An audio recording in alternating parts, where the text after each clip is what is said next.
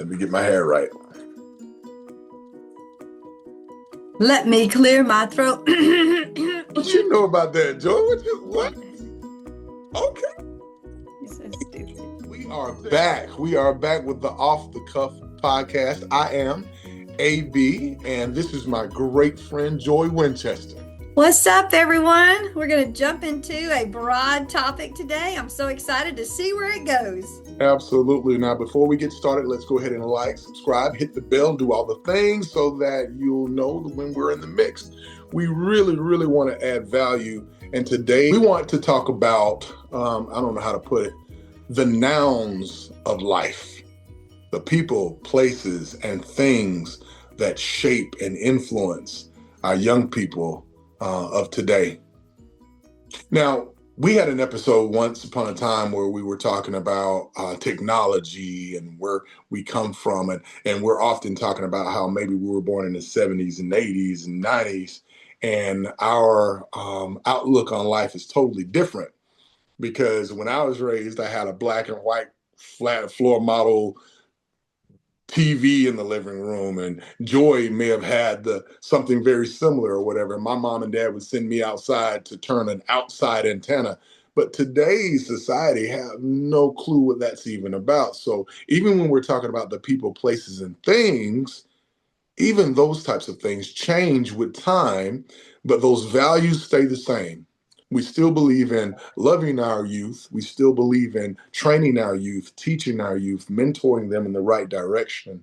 But we're mentoring them in a position of where they are in society right now. My mom and dad had one way of doing things. My uncles and aunts had one way of doing things. Whereas when I'm working with young people, I have to do things a little bit different because of their reality of today. I think that's key. Part of we talk about their reality. You and I did not know what an influencer was, right? And now you look at kids and they'll be failing class, and you're just like, what do you want to be when you grow up? An influencer? Well, baby, what you gonna influence? And well, the algorithms. Yeah, but you still got to have something coming out of your mouth. I mean, some kind of helpful information. Just people don't just come to show up. But anyway, so even the phrase influencer, and we have kids who make money off of opening toys online, and parents make money off their children as well, putting them on videos. We've seen this. We know this is a thing. So I think that's where there's this constant drive of what makes me unique, what makes me special, how can I be number one? The other day, AB, you were talking to me about a book that was called Who's Who. And oh my goodness, when you got that invitation, you're like, I'm going to sign up. I'm going to be in Who's Who. Now, Who's Who is literally who's got 1 million subscribers, right? I mean, it's really interesting. So, yeah, I mean, our environment, our society shapes who we are. We know we have a rise in loneliness. We also know there's a rise in narcissism right now. We know that there's a rise in people wanting to post what they eat for dinner. It's funny when I see AB, I don't say, "Hey, AB, look at this picture of what I had for dinner last night," right? And no, that's weird. But yet we will post crazy things like that online, looking for that bit of connection, that bit of someone to say, "Wow, Joy, that looks healthy," or "Wow, Joy, are you crazy? Whatever. I can't believe you're eating that." But those are the things I see happening. We're on this constant validation search almost, and our kids are too. And I think a lot of times our parents are living vicariously through their children, and they want their kids to be these picture perfect families, picture perfect kids. And now we have a rise in anxiety and perfectionism. We have kids that have task avoidance because they don't want to fail. So yeah, I think this people, places, and things, these nouns of our lives actually do structure us because remember, the brain adapts to the environment. Hey, you got a minute? because that's all the average American has is 1 minute. Our attention spans are so short that we really don't have time to focus on anything else. But here's what's crazy. We know more about how our cell phones work than our brains work. But who has time to dive deep into neuroscience? You do. 1 minute a day. Dive in. Just, hey, you got a minute. Neuro Minutes to Microdose Neuroscience. Grab a copy. Change your life 1 minute a day. And go and get the book. It's awesome. Absolutely. You know, Joy, when you say influencers, it's funny because that triggers something. You know, when I think of modern day influencers, they're usually young and really into it, and they're making a lot of money. They're got a, you know, they got young people that they influence style, they influence this, they influence that. But when I was growing up, we had influencers. We had adults that were teachers. Some of them were firemen, police officers, of course, nurse, doctors, lawyers, even pastors of churches or whatever. Many times we had positive influences around us. At the same time, I think we had some negative influence. Everybody talks about the bully in the school. It's not brand new. I just think that the bully has a different platform that makes it more accessible to have a wider span of influence amongst more people because a piece of technology called a cell phone can make them known all over the world. You know, they can communicate with people on the other side of the earth. Whereas all we had was go outside the house and be in before 5 o'clock and the street lights go down, then you're in trouble. So I think that we probably did have influences, even though we didn't call them that. They were a great influence on us. Today, what I like to do is to teach our young people that they have the power to choose what influences them. Now they may not think it. They may think like we did. We want to belong. We want to connect. We want to engage with other people our age. And unfortunately, parents and guardians and mentors, they don't know what they're talking about. They're not my age. But I promise you, you know, there's something that we do have. It's a benefit. We've been your age once upon a time, and you've never been where we are. So there is a bit of advice that we can give you, um, even though times have changed to an extent. I will say that when I'm talking to my students, I say that you got the power, and I ask them a question when they come in my office. So who's the boss? And then they'll usually point at me. Like, you're the boss. You're the one that calls the shots. And then I make them understand. No, no, you're the boss. You're the only person that can change your life, not the people, not the places or the things that surround you, but you. Many times you can't change your atmosphere. You can't change who your mom or who your dad is. Sometimes you can't even change your immediate situation. But the way you respond to something is a whole lot better many times than the way we react to things. So yeah, I teach them that they do have the power. I actually told one student, you know, you got the power to just get up and walk out of school right now. You want me to leave school? No, I don't want that. But you do have the power to get up and leave right now if you want to. You make a choice, a conscious choice to be here every single day. But there'll Bro, be consequences if I get up and leave. You're absolutely right.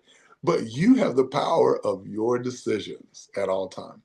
So when we start talking about people, places, things, and the influence that that has on our lives, I think it's also important for us to bring it back to the understanding of the young person, the youth, that hey, you have control over this much of your life. You have control over your decisions.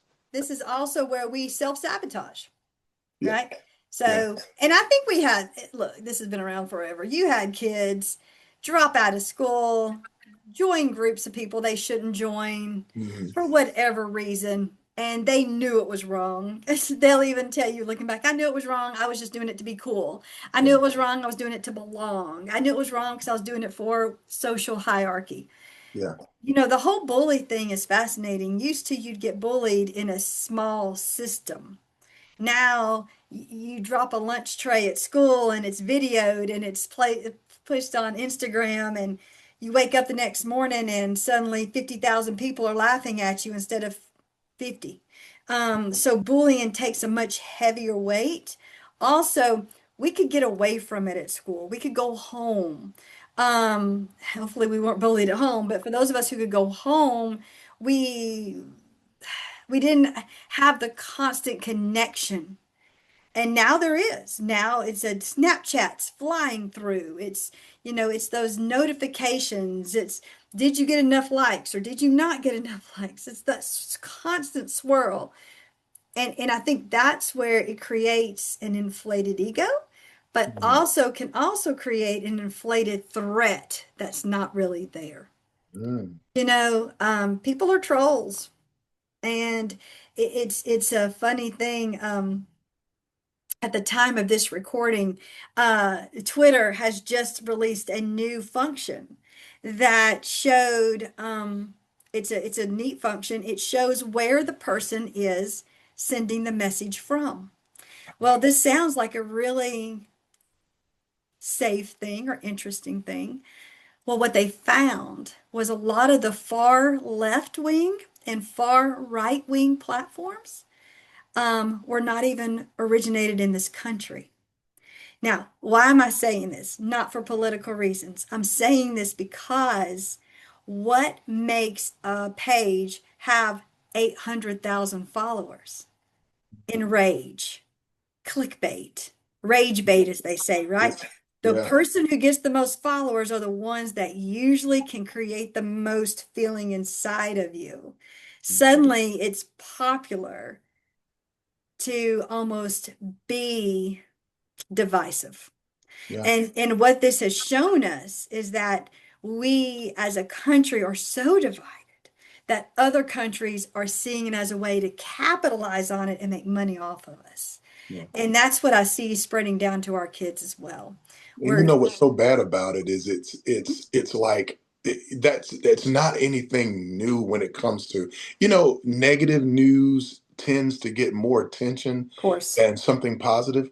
We could go out there right now, Joy, and find somebody on Highway 65 or whatever, Interstate 65, and take them in and shelter them and feed them and do right by them. And hopefully they'll be better for it, and nobody will say anything. And we don't do it for that, but no one will no, say anything positive. But if someone went out on Interstate 65 and ran from the cops or got out and started fighting or whatever, or something like that were to happen, God forbid, it would make national news. and it's because we love negativity. Yes, yes, We love, and it's survival if we're aware of the negative. And being in the know is so important. yeah. Do we have the key? Are we the keeper of all the knowledge? Mm, If we're, that's why gossip. You want to be included in the gossip. You shouldn't gossip. I mean, we go to church every Sunday. We're told stop it, and then every Monday we're like, "Hey, did you hear? Did you hear?" And you're like, "What are you doing?" But you're in the know, you're in the circle, you right. belong. That's that human brain. And that's it's an interesting piece because when gossip turns out to be false, Mm, all the people who spread it don't come running up to you saying, "My bad, I'm sorry. mm, Dude, I'm sorry, I shouldn't have said that." No, no, they mm. have justification. They have all the rules. They let it roll. We travel on and do it again the next month or whatever and go back to church on Sunday and feel like good people. But that's another topic, probably not for this one. But anyway, so might want to cut that out. Might have just alienated all the little hypocritical. Leave that one in. But that's the piece is that the way our world shapes us becomes our identity. And you want to Mm, know another really cool thing about this? You can look at other countries who have more of and if you're not familiar with other cultures, this might be a little hard to understand. But I've been blessed to really, and not even really, I've been blessed to get to know other cultures. And the South African or African culture mm, has a motto called Ubuntu, mm. right? And when I first learned it, I was just mesmerized by it. And basically, it's I can't be the full version of me until you're the full version of you. My job is to make you have all you need to be successful.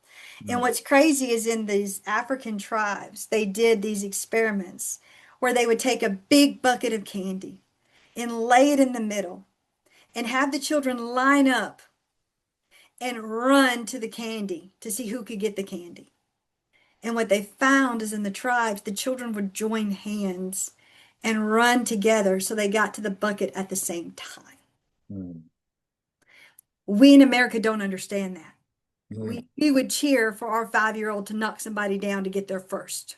I've been to pinatas, birthday parties. I've seen the carnage, right? Easter egg hunts. Everybody in beautiful white dresses, they're stained blood red by the time the 16-year-olds are trying to get to the eggs. And I'm just kidding. No, I'm not.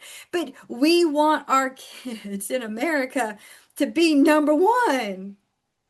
And that culture is shaped by the nouns around us, the Mhm. people, the things. I want all the things. Mhm. But in other cultures, what the thing is something we kind of forgot here.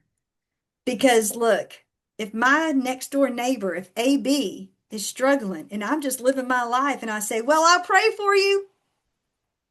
I hate to tell you this, but prayer is a call to action. Yeah. So if you pray for someone, how are you going to help them? Yeah. If you pray for health, what steps are you going to take to get it? Yeah. So if I pray for someone, if I pray for AB, the next thing I'm going to be doing is not just saying prayers in my head. I'm going to be calling him up saying, what do you need from me? Absolutely. My favorite book says faith without works is dead. So there is also a responsibility. It always comes back to us. And I'm so glad that you said that, because when it comes to the nouns of life, Joy, our responsibility as mentors, as advocates, when it comes to young people, is setting an environment positive enough that we are able to also be those influencers that they need, and able to speak into their lives, or hopefully speak something to them to let them know that they do have, majority of the time, they have the power to choose their nouns. Majority of the time. Now, I know there are extremes everywhere, but Yeah. the majority of the time, they have the power to choose the people, places, things that surround them. The majority of the time. Not always. I want to make sure that that's clear, but they Well, do have the power. Yeah. I agree. Kids need that autonomy with, like you're saying, correct boundaries, 100%. And I think the other thing to do also is to ask yourself what your definition of success is as the mentor, as the parent, as the teacher, and then check in with that kid to make sure that it's their definition of success. Because for me, with my personal children, my definition of success is, did I raise a good human? That's it. Mm, Is my son or daughter going to be the one that if they see someone stumble on a street, they drop everything and help them? mhm, mhm, That Are you a good human? mhm, Can you be trusted in small things and big things? I have other friends, that's not their definition of success. Their definition of success is she going to have 6 figures and be financially stable? Is mm, she going to live the life that she wants with no financial worries? Or is she going to be the most educated person? Is she going to be whatever? Make sure that your definition of success matches them. Fortunately, my kids, theirs match mine. They're they're good people. They're going to step up and help. But that's something I think I see a lot, is that sometimes parents and teachers, even mentors, will mm, say, dude, do you know how great of a lawyer you'd be? And this kid, they just want to do welding. They just they don't want that world. And so that's the other thing too, is make sure it matters, because we've talked about this, living someone else's why and how miserable that is. yeah. I think that's great, Joy. One of the points that I hear you saying over and over in different ways, I think, is that they have the power to choose what influences around them, what nouns are around them, those that push them forward and those that may take them backwards. And better yet, be that influence in a positive way to someone else. The one that you would want to see for yourself. Be that one. All right, Joy, that takes us to the end of our show. Are you ready? Everyone Yeah. needs, yeah, everybody needs to remember to subscribe, leave some comments, hopefully helpful comments, stuff that would help people along the way. Maybe they're not influenced as much by our words. Maybe they're influenced by your words in the comments. And we would love for that to happen because we're better together and we're all here for the same reasons. We desire success for the youth of today and our future. So, without further ado, thanks for being here, Joy. You got to tell them they got to be kind Be curious. and keep showing up. That's the recipe. See you next time. I wrote a book. Go check it out. Now, the book is called How to Eat an Elephant. And the old adage, of course, is one bite at a time. It's a book about young people and how to work with youth of today. But it's more about you, the adult, the person that cares for the young person, the advocate, the person that works with young people all the time. I want you to check it out. Finally, a book written by someone who's walked the walk and not only talks the talk. Real talk. Deuces.